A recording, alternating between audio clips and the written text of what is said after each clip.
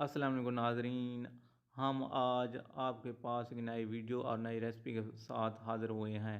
हम आपको इस वीडियो में ये दिखाने जा रहे हैं कि गेहूं का दलिया और हलवा किस तरह तैयार होता है। आप इस वीडियो को मुकम्मल देखें ताकि आप भी अपने घर में ये हलवा तैयार कर सकें। अगर आपको ये वीडियो पसंद आए तो मेहरबानी करके मेरे चैनल ताहिर बिलाग फूड सीक्रेट को सब्सक्राइब करें, लाइक करें और दोस्तों तक शेयर करें। आप इस वीडियो को मुकम्मल देखकर आप भी अपने घर में ये हलवा तैयार कर सकते हैं।